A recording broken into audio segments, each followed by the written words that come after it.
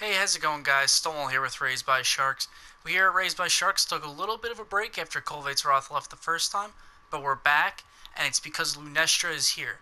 So, Lunastra came, and it's a little special assignment that you have to do, and once you complete it, you can get the Lunastra gear, along with her new weapons, and they have some unique features. So I saw that a lot of people on Reddit and on GameFAQs were having a little issue understanding exactly how it worked. You will not be able to use Lunastra gems or something to augment weapons and give it all these set bonuses. What it is her actual weapons have it.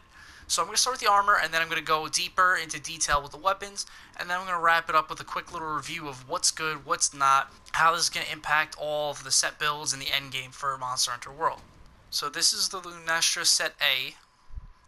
The helmet's got a large slot, a small slot, 2 evade extender, and tool specialist. The chest has 2 small, 2 peak performance, 1 health boost. The gloves have 1 large, 2 wide range, 2 blast attack. The waist has a medium, a small, 2 tool specialist, 1 blast attack. The legs have 1 medium, 1 small, 2 health boost, and 2 wide range. Overall, the A is not that great, to be perfectly honest. Now, the Lunastra Set B is actually very good, so here it is. The helmet has a large and a medium slot on top of 2 evade extender, which for certain weapons like lance or heavy bowgun are very, very good. The chest has 3 small slots and 2 peak performance, which again is very good. The gloves have 2 wide range, a big slot, and a medium slot, which is pretty good. The waist has 2 mediums and 2 tool specialists. And then finally, the legs are 2 medium slots and 2 health boost.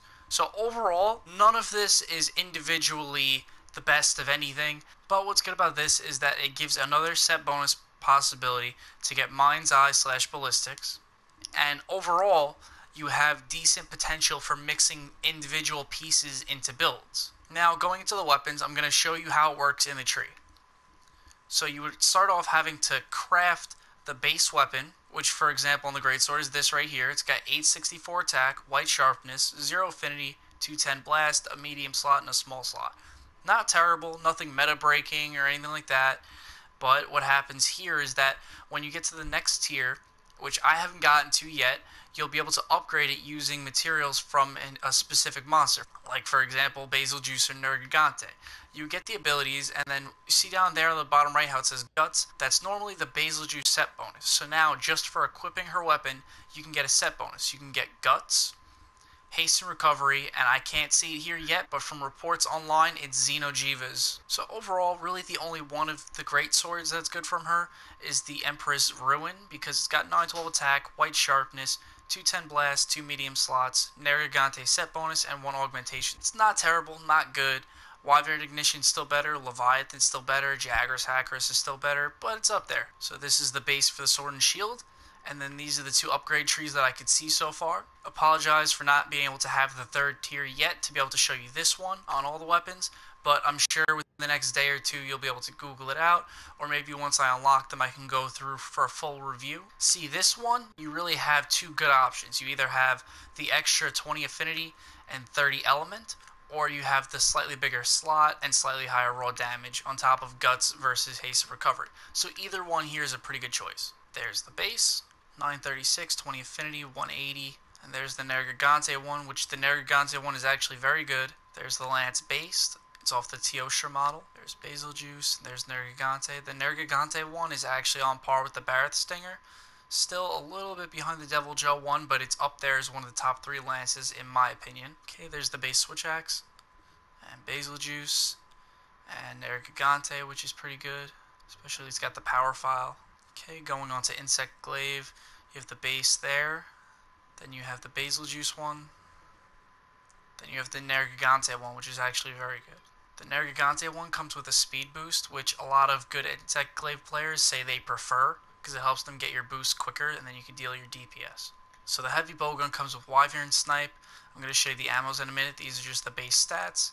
So the Basil Juice one is not that great in my opinion. It doesn't fill any good roles properly. It could be okay for a sticky. This one's pretty good though. This is the Empress Cannon Ruin. This is based off the Nergigante one. It's good for spread. As you can see, fairly low recoil and decent amounts on top of really good base damage with Wyvern Snipe. The one that I believe is going to be the best, though, we don't know the stats yet, but if it has the Xeno'jiiva 1 and everybody's right that got far enough for it, the Xeno'jiiva 1 will come with the Xeno'jiiva set bonus, which makes it very, very good for building around the RNG cannon, and I'm assuming Capcom knows this and would give it good sticky or cluster ammo. Okay, here's the base longsword, and the basil juice, which in my opinion is not that great. The Nergigante one, which in my opinion the Nergigante one is solid. It's probably one of the best Lunastra weapons that there are. Now, I already took a sneak peek at the dual blades. The dual blades one I think are probably the best weapons that she brings. So there's the base, and there's the basil juice one, and here's the reason why I think that these are one of the best. So you get 266 attack with white sharpness, which is solid. Then you get 60 blast, which isn't anything crazy, but you have 2 medium slots and augmentation and the haste and recovery. Or you can go into this one for 252 attack, white sharpness, which again is still very, very good with 20 affinity, 90 blast, a small and a medium slot. Then you get guts, which is pretty good, especially if you get supernova'd. When you're trying to fight Teostra and Lunastra together and they combo you, or you get supernova, you will survive that. And these dual blades will work very well with the Teostra build for the 100% critical hit, no losing sharpness on critical hit build, because it's got decent affinity, it's got blast attack, which will be worked in through the Teostra set, white sharpness at base, so you won't need to waste any slots for handicraft, and 252 attack, as compared to fire and ice, where you'll be getting a little bit more ice and blast attack, but 10% lower affinity, an extra one less slot, and you need to work in a handicraft into there. So you lose a little bit damage there, but in comparison, you gain that back through the extra slot that you need the handicraft for, on top of the extra affinity and small slot. Plus, we get guts. Hunting horn, its base attacks are pretty good. Self-improvement, all melody effects extended, knockback negated, attack up large. See, that one's okay. I feel like that's more based for her, for if you're fighting her, because she has the knockback. Let's look at this one. It looks like the notes changed. 840 attack, white sharpness, 150 blast. Those are really good stats. Self-improvement, health recovery speed, affinity up and health recovery, and earplugs large. That one's actually pretty good, especially for when you're fighting with a team. Okay, there's the base gun lance. Wide 3 is okay. 437 with white sharpness. It's an okay gun lance. This one's got a little bit better stats, in my opinion. Go up an okay amount, and you get the medium slot, and I feel like the haste and recovery will work a little bit better on this one. Okay, now charge blade. Decent attacks, beautiful design. Okay, the basil juice. And the Nergigante. I think the Nergigante one is solid because it's got the impact file, which is still very good. 684 and white sharpness is solid damage. Light bowgun. There's the base. The ammo type you see here. So, okay, let's see if there's anything rapid fire. It's got rapid level 2 and rapid flaming and freezing ammo, which is solid. 20 affinity, it won't fill that role as good as the Karma, but it'll be solid. 260 base attack. Let's see the ammos. It's got okay spread. It rapid fire spread level 1, which is pretty decent. Overall, I wouldn't say the Lunastra light bow guns or anything to write home about. Now let's check out the bow, which I already looked at, and it's pretty decent, especially if you like blast bows. There's the base. The basil juice version. Close range and power with good stats. Or you can get close range power, poison, sleep with 2 medium slots for really just a dip in blast and affinity, but you get higher attack. So in my opinion, this is the better one. And now for the Palico equipment. So the weapon's pretty weak. You wouldn't really want to use that if the Palico's damage is something you care about. The helmet has good stats. Personally, I'm not a fan of dressing up my Palico like a drag queen, but to each their own. Again, the chest piece, same stats. They're pretty good. The chest piece I actually think is pretty decent though. Even though it's almost like an armored dress. It's not terrible, but I'll stick to my samurai. Now, as for weapon augmentation, I haven't seen anybody get far enough yet to be able to augment her weapons.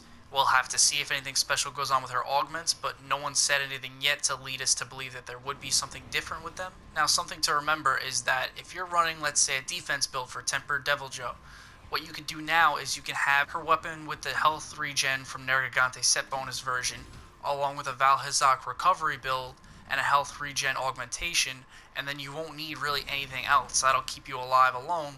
The rest of it can go into offensive skills now.